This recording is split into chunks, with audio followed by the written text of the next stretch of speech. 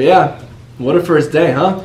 Great first day. Very busy. Long first day. Very long. So we met at the school at like 4:30ish. 4:30. We drove to Logan. Our airport got delayed, so we left around what 10:30. The flight took off around 10:30. It was scheduled for 9:30. 5-hour flight. We get to the Azores. We get to Ponta Delgada at around 6 a.m. Azorean time. Then we were up the whole day doing a lot of stuff.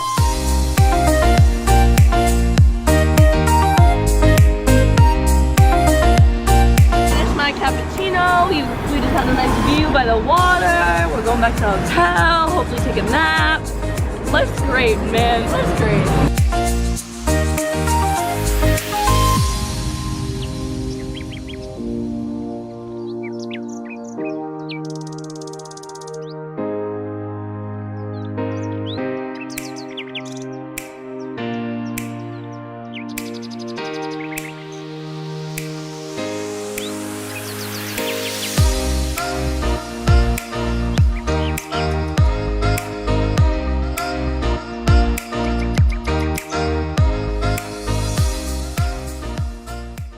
So we started off leaving the hotel. We got breakfast. After we got breakfast, went to the University of the Azores in Ponta Delgada. We met with two professors. One of them talked about the economics of the island, and the other one talked about historical figures. Great 2 lectures, by the way. Yeah, it was very fantastic. Interesting. I would say the biggest takeaway was that the Azorean culture is one of a collectivist culture, and right now they're going through a period where a lot of people are leaving the island in order to get their own, working ways to make money. Yeah. So trying to do what's best for their family. Exactly. So it's becoming more of an individualistic culture in a way, but they're trying to bring back that collectivist nature to the school. Yeah, and then after those 2 lectures he just talked about, we went to in the science area of the university, like pretty much their seismic volcano center, and we learned about how often mini earthquakes happen around there because the Azores are literally made from the combination of 3 tectonic plates. And it was really cool. There was literally a minor earthquake the day before we got there. So when us over here in America, we think it's a huge, huge deal about an earthquake, and there it happens so often. And they detail everything so that the earthquake, the volcano eruption in Fayal in the 60s never happens again.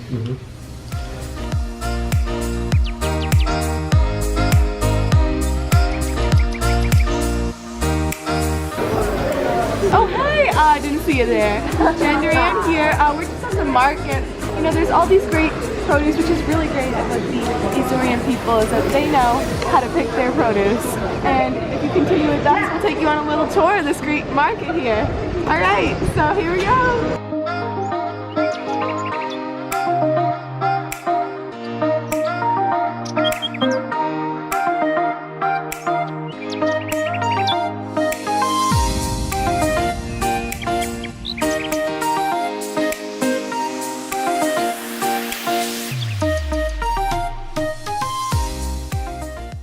After we did the whole school event, we went on a walking tour of the whole city. We saw various different things such as churches, great views. Our hotel was right on the water. We were very close to the center.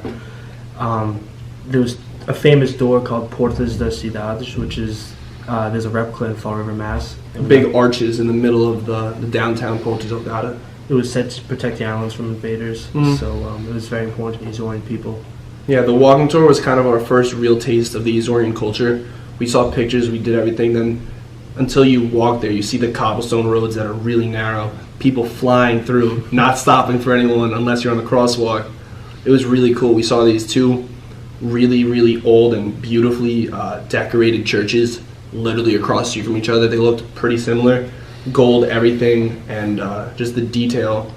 These churches, I think he said from the 14th century. Which was really, really impressive.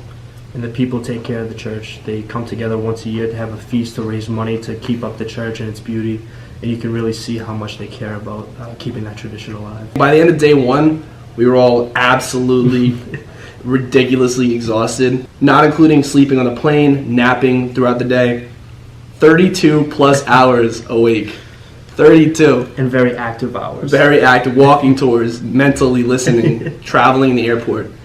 Long first day, but it was definitely worth it because the rest of our trip was absolutely phenomenal. It set the stage for everything. We got to know each other. And yeah. We really stormed and formed as a group. For sure. Especially in the airport when we bonded playing various different games with each other. It was a great time. So yeah, on to day 2. Stay one more night. Don't you know that my love is true? Let's make things right. I understand what you're going through. Stay one more night, and I know that it's not too late. Let's make things right. You just have to believe in faith.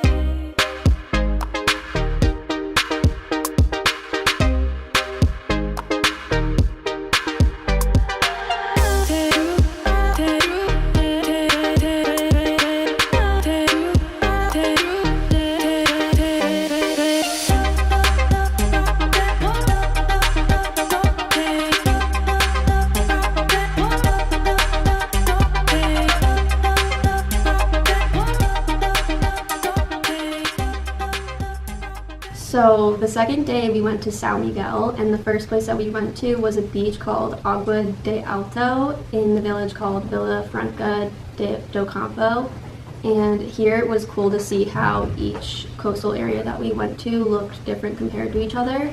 The beach that we went to is very rocky, and not many beaches in the Azores have a lot of sand.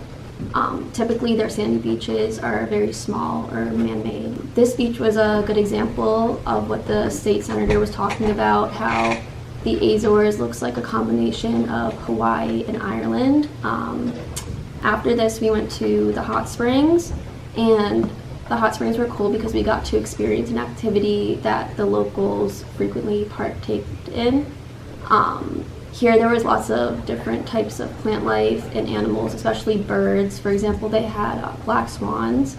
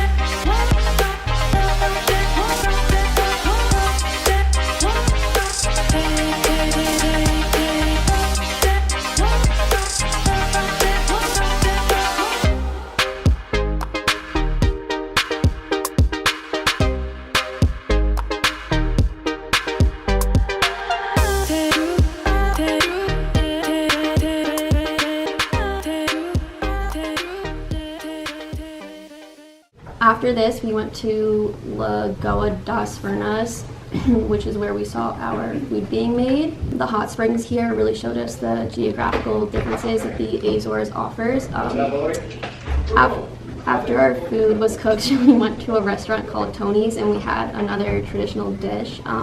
This could be an example of an observable artifact in the way that there was a ritual in cooking the food in the ground and then it was served to us. The type of food was symbolizing some of the main sources of agriculture that represented the culture in the Azores. After lunch, we went around and tasted the sulfur water. So we got to taste them all, and most people agreed that they tasted pretty bad, although the last one tasted like seltzer water. After that, we went to the tea plantation. Their guide talked about a little bit about their history of their collectivist business culture. They experienced a hard time economically when competition picked up in different countries, and although it would have been beneficial for the plantation to lay some people off, they didn't, and they ended up overcoming the hard time altogether. Yeah, so that was the day 2 in São Miguel.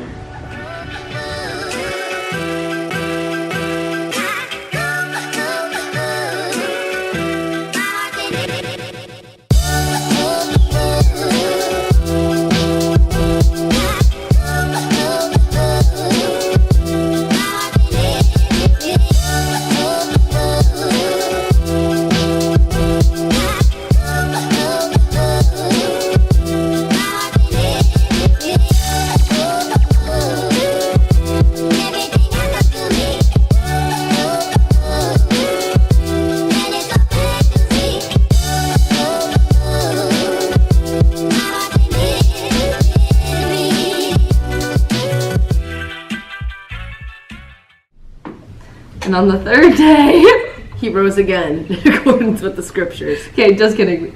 So, on the third day, we went to Mass in San Miguel, and the church was pretty beautiful. Everything was gold, like all the shrines to Mary and Jesus and all the other saints that were there. It was pretty extravagant. We sat in pews, obviously, but we weren't at the front because the people in the front were the groups from Europe that travel all around and go to different churches, and they wear like special robes and stuff, so that was really cool because we talked about that in our LC and we got to see it in real life, so that was pretty cool. and then the Mass was also the exact same structure as our Masses here.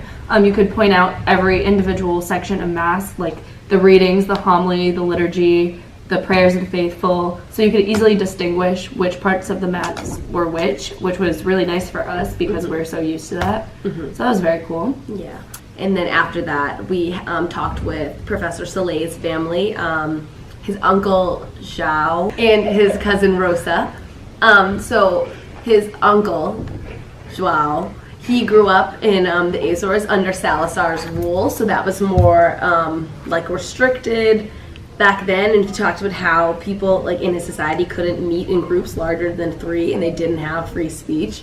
So that's pretty like crazy that he grew up in a time where he couldn't like have free speech, and like to think about us from America, like free speech is like what we thrive on, and like anytime anyone says anything, it's like, oh, I have free speech, I can say whatever I want. So that's pretty crazy.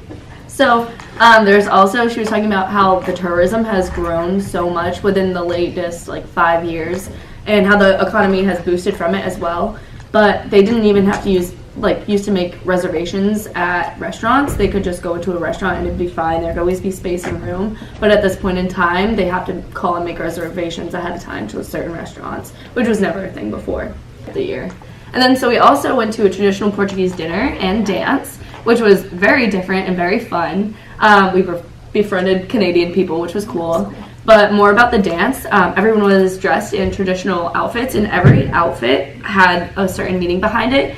Depending on the decoration on the bottom of the women's skirts, showed how wealthy they were. And same with the men and the decoration on his like outfit, whatever he was wearing. So like usually if it was more embroidered or the detail was more in depth, it would be from a higher class family. So that was really interesting to learn about. And they all dressed, they all danced barefoot.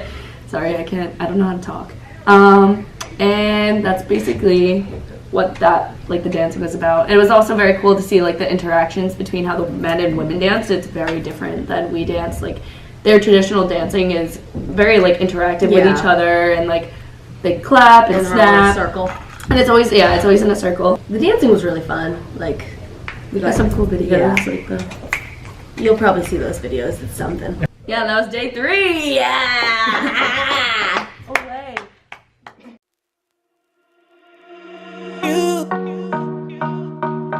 You got to let it go. You got to let it go. You got to let it go. You got to let it go.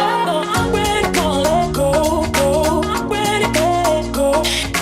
I'm ready to let go, go. I'm ready to let go. I'm ready to let go, go. I'm ready to let go. You got to let it go.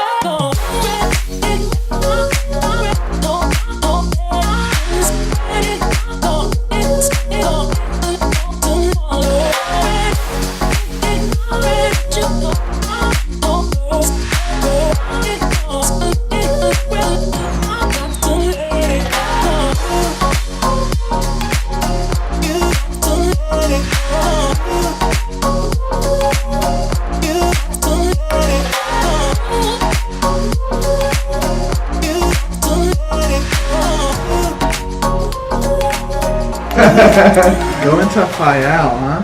Yeah, so like Fayal was, the first day in Fayal was really cool. I mean, we did a lot of things. Yeah, a walking tour after we got settled into our hotel. Yeah, we started walking and then suddenly just rain getting dumped on us. Oh Oh yeah, it was a wet day. It was a wet day. Didn't you go into that lady's house? Oh yeah. So this lady, she saw us walking down the street. We were probably being all loud and obnoxious. She stepped outside and she was like, "Oh, where are you guys from?" We're like, "Oh, we're from Mass. We go to Stonehill College." And she's like, "Oh, I'm from Stoughton." And she said that her son, she lives with her son, but he's married now, so he's not there all the time. So she lives by herself, and she's like kind of lonely, I guess. And she invited us in and like take a tour of her like home and everything like that. She like offers us drinks and cheese. It was a nice experience. And then we had to head back to the tour. The fact that she invited us in her house is very different from the United States, because if we were just like random teenagers walking down the street, someone wouldn't invite us into their house, like just random strangers. Like that'd be just weird. We have a lot of personal space. We believe in personal space here in the U.S.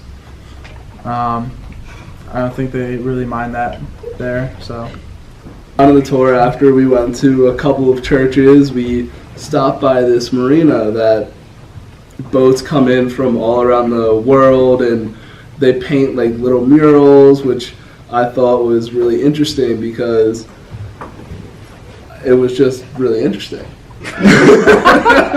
Peter's Cafe Sport, like it's a restaurant bar that's been around for generations, and above it on the second floor of the restaurant, they have a museum of art that's carved out of whale teeth and whale bones. And it's really interesting because they've kept this art going even though like whaling has been abolished in the country as well as in the world. So we went to this bar / club down the street from our hotel called Club Naval, where JP actually like became very close with the owner of it, as well as the rest of us. He was a really interesting guy. He was really nice to all of us. Wasn't he Brazilian? Yeah, he's Brazilian. He welcomed us in though, and the next night, like, he told us to come back the next night. He said he would have the bar like a little bit more packed, make it poppin' in his terms, for us to meet new people, like some locals, and really get to know the culture. It's always an adventure here on the Azores. You never know what's going to happen.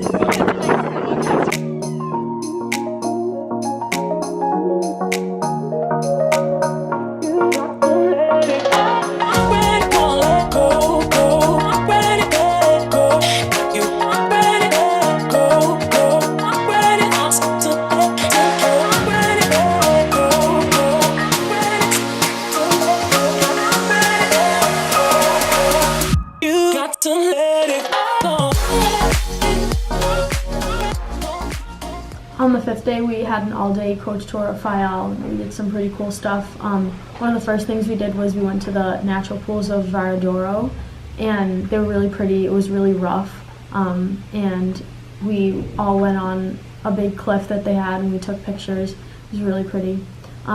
We also had lunch at a local restaurant. We had typical meat and potatoes, but it was really good, and the lady that owned the restaurant was very welcoming, and it showed how proud she was of the Azorean heritage and how happy she was to be sharing that with us. So when we were analyzing some of the perceptual errors that the Azorean people might have had for us, we thought that they might stereotype us to be typical, like loud, obnoxious Americans. Many Europeans we thought would sort of ostracize us and not be as welcoming, but when we went to this restaurant, this lady, it seemed like she was welcoming us into her home rather than just doing business with us, and I think that shows how open they were to us and how collectivist their culture is and how much they value relationships rather than just the money side of the business.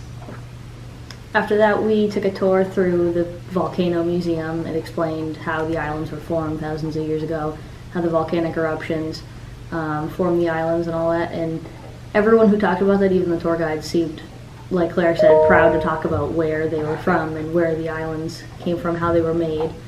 The Azores have had such a tumultuous past in terms of their geography and natural disasters and stuff like that, and I think that's something that really adds to the pride that they feel about their heritage, because a lot of people ended up leaving the Azores, but I feel like for the people who stayed, there's a real sense of pride there.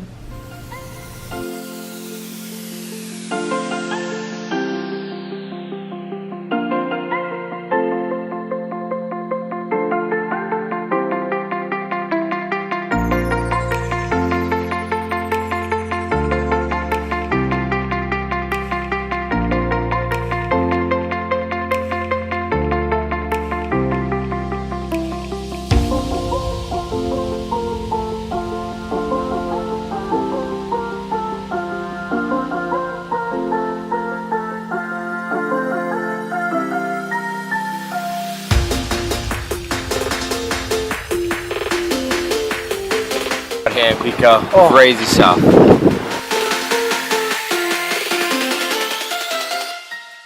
Your fault. I didn't know he was gonna start already. See, when we were on that ferry from Fayal to Pico, I wanted to throw you off. We were on Fayal, living in Fayal, great hotel. Day 6. Oh, you forgot the day. Anyway, we took a ferry from Fayal to Pico. That's right. And that's kind of how our day started. It was an early 7:30 wake up, I think that was what it was. Can you get it together? So what was the big thing we did? We did the whaling museum after that. That was the one where we went in, we watched the video where we found out what in fact killed the whales, the weapon of choice. It wasn't the harpoon. It was not the harpoon. What was it, Tim? Do you remember? The lance! It was the lance! It was the lance. The lance, in fact, look it up. It was the Whaling Museum was extremely informative on how that industry worked for the Azores. But it was good to see what was important to the Azores economy before we got there, what was important while we were there. And after that, we went on we went on the cave tour, but before that, during the drive, we saw Pico Mountain, the biggest mountain the tallest mountain, right, in all of Portugal. That was really cool. There's still snow. Really tall, really beautiful. It was great. And then we went on a cave tour, which was probably the coolest, in my opinion, the coolest thing we did on the trip. Definitely. It was a cave that was created by volcanic activity. We got to walk through it. I think the coolest part about that whole thing was when we turned off all of our flashlights. We were in that big part of the cave. And everyone turned off their flashlights, and it was just quiet. And if your eyes were open or closed, there was almost no difference. Yeah. That's probably one of the few chances in our lives we get to experience total darkness, and it kind of makes you appreciate Sunlight.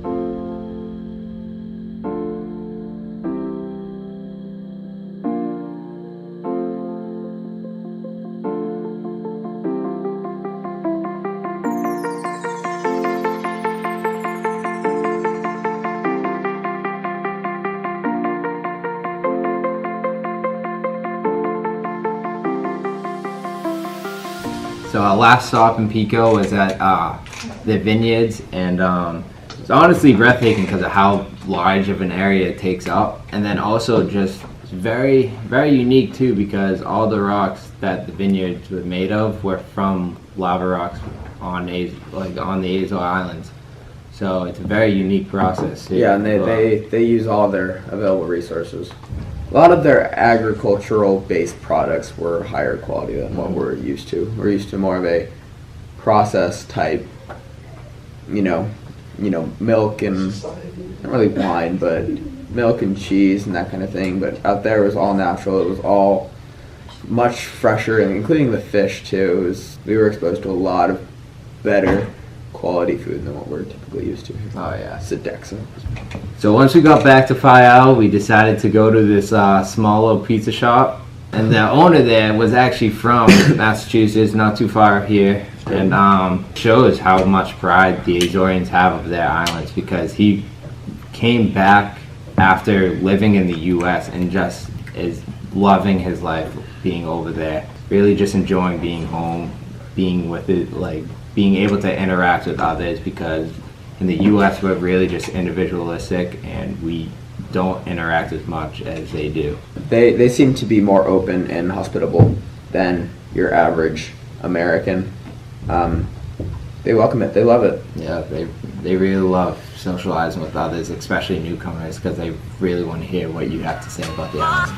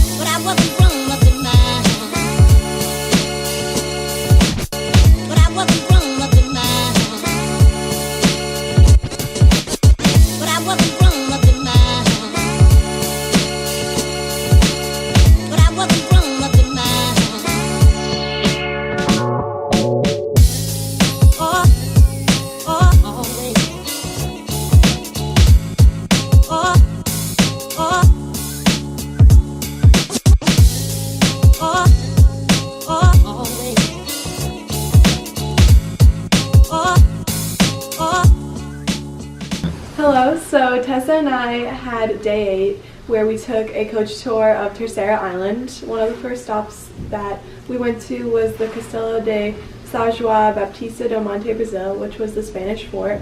We considered it something that was really important and like an observable artifact, because the Portuguese kind of saw it as something that represents independence, and it was where they hoisted the Portuguese flag for the first time. And then the next part we were supposed to be going to was a crater overlook over the fields, and we made a pit stop in between to see actually a cow birth. And I just think it was something that we're not used to seeing, because it's kind of like a behind the scenes thing here. We just get whatever, the cheese and the meat, but for him it's his everyday thing that he does, like it's his livelihood.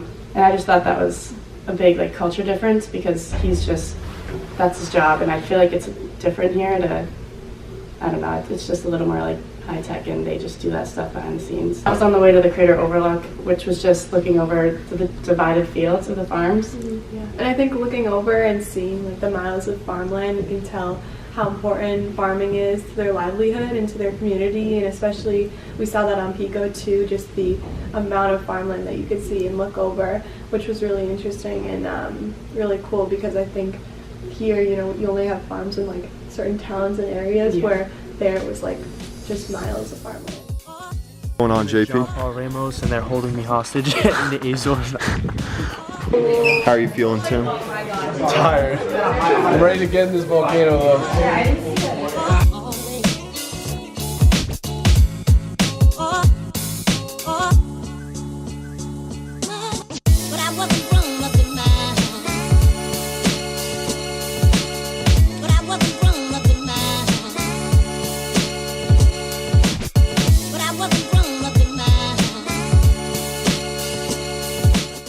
What's the review, ladies?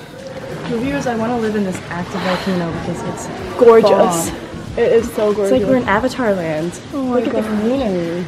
I just feel like I'm in a mystical village. And the water dripping down. It doesn't really make sense in my head. And then the next stop we went to was the Algar do Carveia, which translates to coal pit. And that was the volcano that we went inside, and we walked down the stairs and we saw the pool that was created by the rainwater from the volcano. And what was really interesting about this was it was over 2,000 years old, and it erupted about like 3,200 years ago, and then again about 2,000 years ago. So that was really interesting just to kind of learn about the history of that volcano and just see how beautiful it was.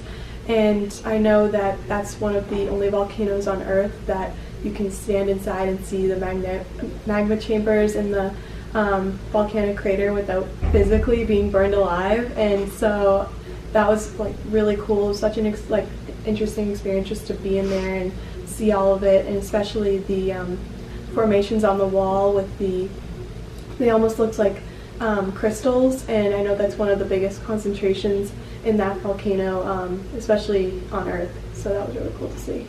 Yeah, and I just think it was good to take it in. Me, Jen, and Nick stayed behind, and an extra 20 minutes on the polychronic thing again. They didn't really care if we stayed. We just wanted to take in all the views because pictures would never do it justice. And I just think it was important to take everything in, and that it was nice that nobody got mad or frustrated that we could stay behind and just do our own thing, and kind of, because we knew we'd never be in an active volcano again, and I liked the fact that we could do whatever we really wanted.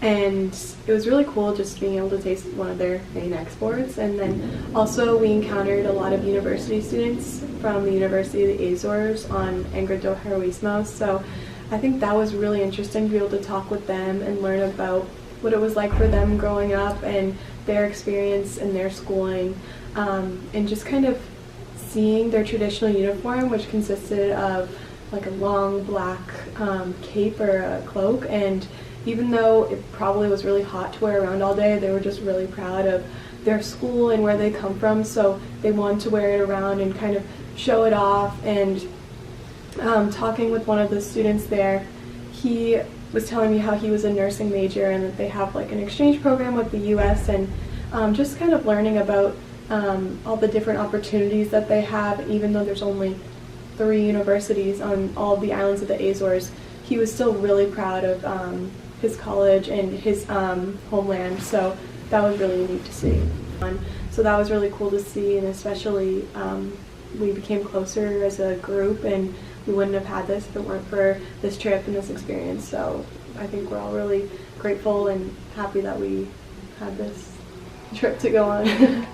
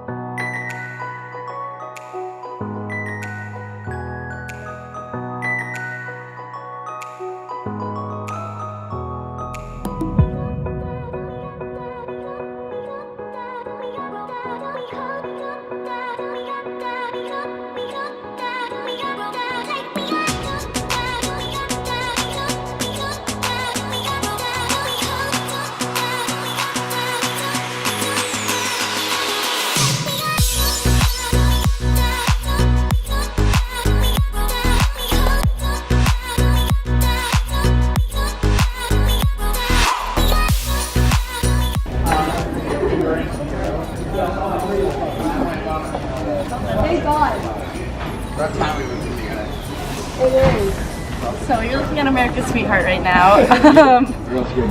Actually, I'm not the sweetest person you've ever met. It's me.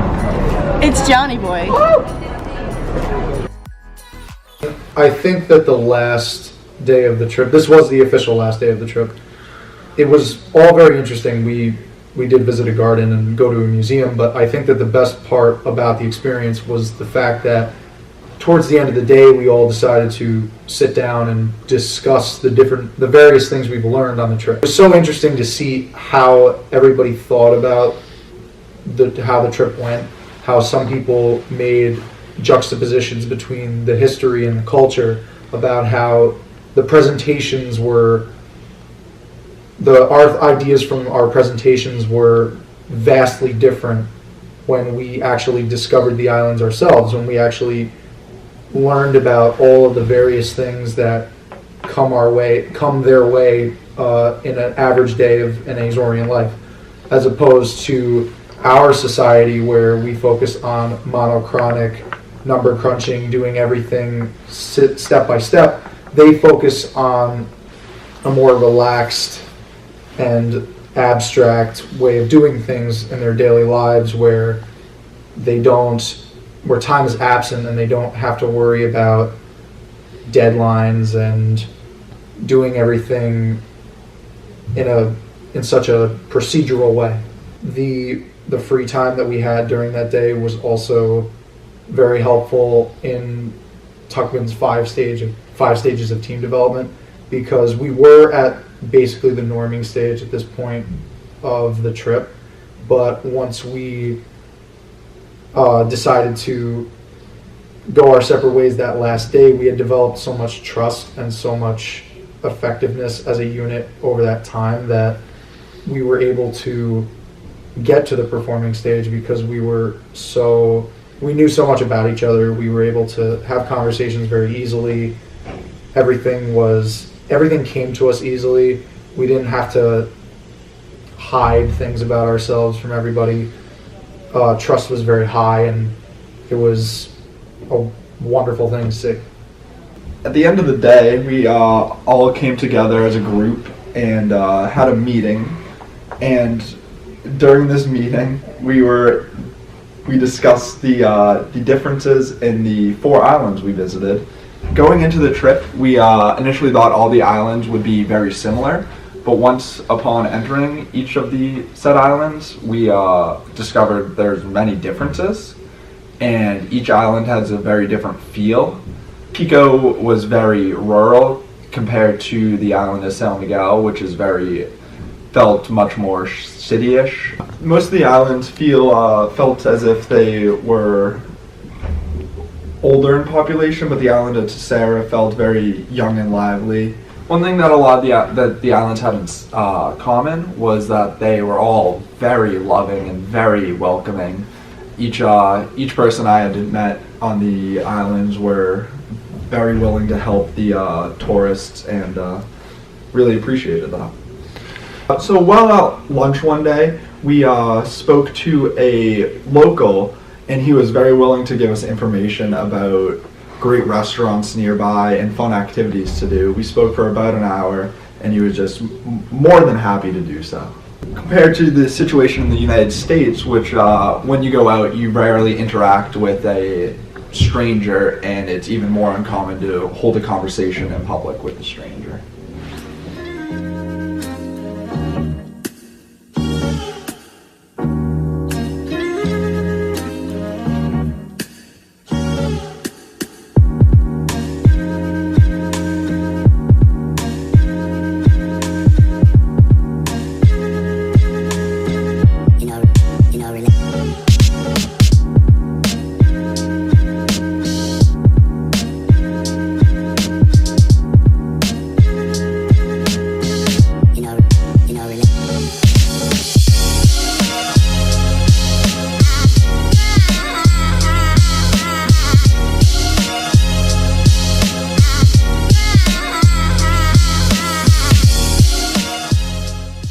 Peace out, Azores. All right, so day 10, flight back from Tercera to San Miguel, so we could hop on the connecting flight to go back home. And the flight was pretty smooth sailing. It was a little different than some of the other ones. I honestly don't remember. I think I slept most of the time. But yeah, we actually got surprised, and we thought we were going to be sitting in the airport all day, but we actually got surprised with a bus tour. It was awesome, actually. It was a lot of fun. We got to go to a lot of different places. We stopped for lunch in a small little town. And you know, it was interesting. Throughout the whole trip and there, I noticed that smoking was really common. I mean, smoking cigarettes specifically. Everyone kind of did it. And unlike here in the United States, you can do it in restaurants or stores or stuff like that. And it was just interesting to see that. It wasn't really frowned upon. It's more of a, I don't know, I wouldn't say encouraged, but it's just more common. And from that little village trip, we ended up continuing on to drive around a little bit more in the bus. A lot of fog, so we didn't get to see a lot of sights, sadly. But we ended up going to a pineapple plantation, which was very interesting because one, pineapples are typically like tropical fruits, so we got to go through all these different greenhouses and see all the different stages of these pineapples being grown. And I think that that really speaks to the agriculture in the Azores, because they don't just plant like one or two main crops and export them and import others. Since agriculture is such a huge part of their whole entire culture as a whole, they actually utilize everything that they have at their disposal to grow pretty much any crop, which I thought was really interesting, because as I mentioned, a lot of countries will focus on one good, export it, and then import the others that are needed for them. But here, when we even went to the farmer's market in the very beginning of the trip, we noticed that everything was local produce, and it spanned across like every different type of food. It's really, really interesting, especially since they're so traditional in their agriculture as a whole. Mm. The trip itself was definitely an eye-opening experience, just getting to experience all the differences between our different cultures. I mean, from the smoking to the agriculture, it's just so vastly different. And it was awesome to come together as a group. I mean, going on the trip, it's interesting how you're forced into an uncomfortable situation where you don't necessarily know everyone that you're with. I mean, we kind of knew each other, but we weren't all friends before the trip. And being forced out into the different country in a different area where you don't really know anything, you find commonalities with each other, and you really learn to work together and look after each other throughout the trip. It was a great experience to see everyone kind of come together as a team and really come together to learn. Yeah, I completely agree. And to touch on that, I mean, the idea of coming together and being able to look out for one another, I thought that was extremely important and really interesting how this group of students who just, like Andrew said, didn't really know each other that well, maybe had some like common interests, like a couple things to talk about, were able to bond so much and just laugh together and jam out in a bus together and still hang out at school afterwards. So, I mean, the whole trip, looking back, was just absolutely phenomenal. And through hearing everyone's different experiences throughout the course of this video, the trip, and even after the trip, I really feel like nobody in that group would have ever said that it was any sort of waste of time or that they didn't get anything out of it, because there's so much to be said about what happened over those 10 days. Absolutely. It was changing. Definitely changing. Definitely. Cool. Well, I mean, hey, that's really all we got.